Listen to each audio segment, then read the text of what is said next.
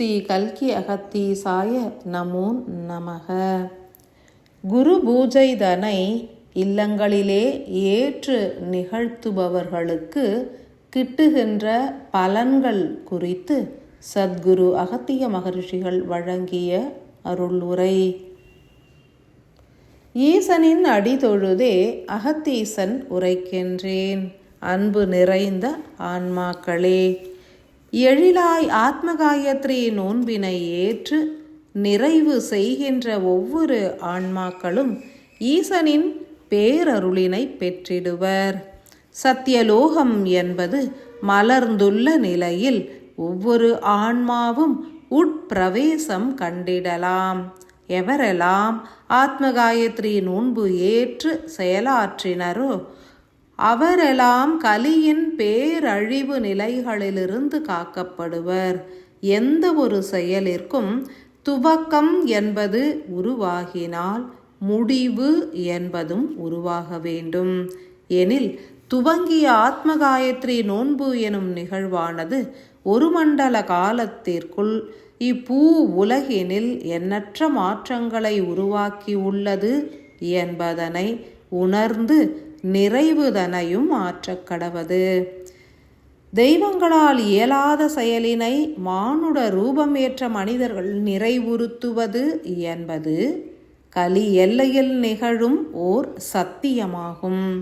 துவங்கிய அனைவரும் அதனை சீராய் நிறைவுறுத்தினால் மாத்திரமே இயற்றிய செயலிற்கான பலன் என்பது கிட்டும்.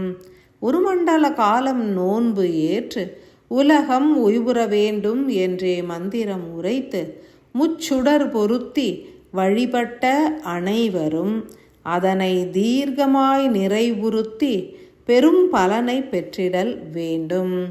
குறுகிய காலமே நோன்பு ஏற்றவர்களும் நோன்பினை ஏற்காதவர்களுமே கூட குரு பூஜையினை நிகழ்த்தி யாகத்தினை வளர்த்தால் பெரும் பலனை பெற்றிடலாம்.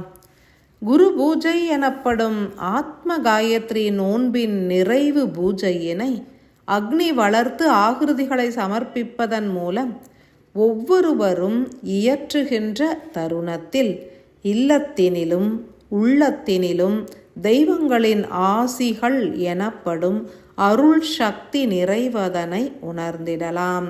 மனம் எனும் கருவி உயிரினில் ஒடுங்கி துரிதமான அகப்பயணத்தினை மேற்கொள்வதனை உணரலாம். புறத்தேவைகள் யாவும் விரைந்து நிறைவுறுவதனையும் எண்ணிய செயல்கள் யாவும் எளிதாய் ஈடேறுவதனையும் உணர்ந்திடலாம். சமைத்த உணவினை உண்டால் மாத்திரமே அதன் ஆற்றல்களை பூரணமாய் பெற்றுவிட இயலும். அவ்வகையில் இயற்றிய ஆத்மகாயத்ரி நோன்பின் பலன்தனை பெற்றுவிட இறுதியில் அக்னி வளர்த்து சமர்ப்பணம் புரிந்தால் மாத்திரமே நன்று என்றுணர்க. ஒவ்வொருவரின் இல்லத்தினிலும் அக்னி வளர்க்கப்படும் தருணத்தில் ஆதிமூல கணபதியும் அக்னி தேவரும் இணைந்து பிரவேசம் புரிந்திடுவர். சூட்சமமான ஆற்றல்களையும் ஒளி சக்தியினையும் பெற்றிட்ட உயர் சக்திகள் பிரவேசிப்பதனை அனைவரும் உணர வேண்டும். ஒவ்வொருவரின் தேகத்திலும் அக்னி ஆற்றல் பெருகிடும். சுழுமுனை நாடி என்பது வீரியமாய் இயங்க துவங்கும். தேகத்தினில் உள்ள கழிவுகளையும் நஞ்சாற்றல்களையும் அக்னி தேவர் தூய்மையுறுத்திடுவார். வினைகளை அகற்றும் விநாயகரோ சுழுமுனை நாடியின் மூலமே வினைகள் எனும் நச்சு பதிவுகளை நீக்கியே அருளிடுவார்.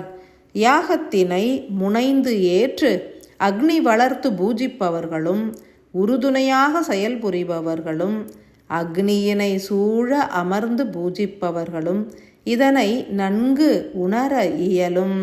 யாகத்தினை நிறைவுறுத்தும் தருணத்தில் உடலில் பல மாற்றங்கள் ஏற்பட்டு பொலிவுற்று நிலைத்திருப்பதனை உணரலாம்.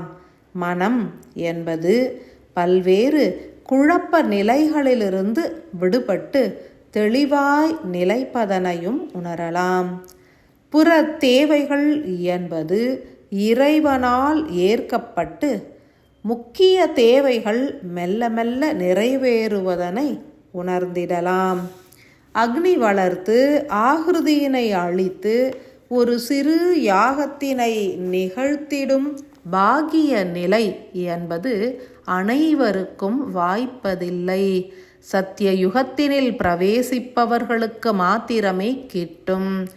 ஏனெனில் சத்திய லோகத்தினில் அனைவரும் அக்னி வளர்த்து அனுதினமும் உலக நன்மைக்காக பூஜித்திருப்பர்.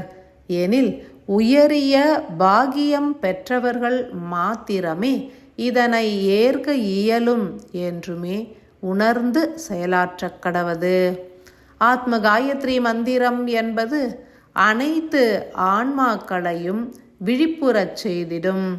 எனில் அம்மந்திரத்தினை அக்னியில் இயற்றுகின்ற தருணத்தில் ஒவ்வொரு உயிர்களையும் தீண்டி உன்னத ஆற்றல்களை அருளிடும். அக்னியினை வளர்த்து மந்திரம் உரைக்கையில் அக்னி தேவரும் அவரோடு இணைந்திட்ட எண்ணற்ற தேவர்களும் உயரிய சக்தியினை வெளிப்படுத்தி அனைத்து ஆன்மாக்களுக்கும் செலுத்திடுவர். அக்னி தேவரின் இருப்பினை அனைவருமே உணர்ந்திடலாம். நீரினாலும் நிலத்தினாலும் உருவாகத் துவங்கியுள்ள பிரளய பேரழிவுகள் என்பது அக்னியின் ஆற்றல்களால் தணிக்கப்படும். சூழ்கின்ற ஆன்மாக்களும் சத்தியம் உணர்ந்து விடுபடுவர். குரு பூஜை என்றே அழைக்கப்பட்டாலும் அக்னி வளர்த்து பூஜிப்பவர்களுக்கு கால பைரவரே பெரும் துணையாய் உருமாறிடுவார்.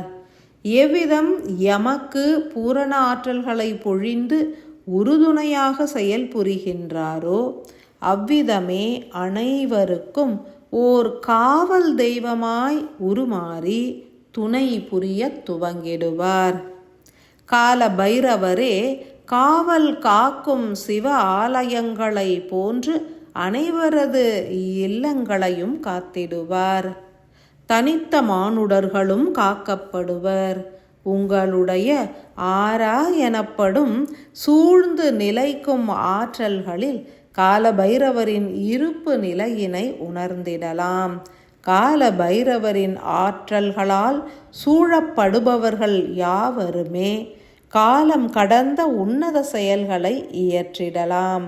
காலமும் பிரதேசமும் கடந்து சென்று ஒவ்வொரு மானுட ஆன்மாக்களையும் தீண்டி விடுவித்து அதன் மூலம் அவர்களது ஆன்ம துகளினையும் பரிசாக பெற்றிடலாம். தெய்வங்கள் யாவரும் இப்புவியினில் வீரியமாய் செயல்புரிய துவங்கி உள்ளனர். அவர்கள் ஏற்றுள்ள பணியினை ஏற்று உதவும் அன்பு சீடர்கள் யாவரும் ஆத்ம காயத்ரி நோன்பினை அக்னி வளர்த்து நிறைவுறுத்துவதன் மூலம் 12 தெய்வங்களின் பூரண ஆசிகளையும் பெற்றிடுவர். உலகம் உய்வுற வேண்டும் எனும் உயரிய நோக்கம் ஏற்று குரு பூஜையினை அன்பாய் நிகழ்த்தி நோன்பினை நிறைவுறுத்தி உன்னத வாழ்வினையும் பெரும் ஞானத்தினையும் பெற்றிடல் வேண்டும். பூரண ஆசிகள். அன்பாலயம் அன்பாலயம் அன்பாலயம்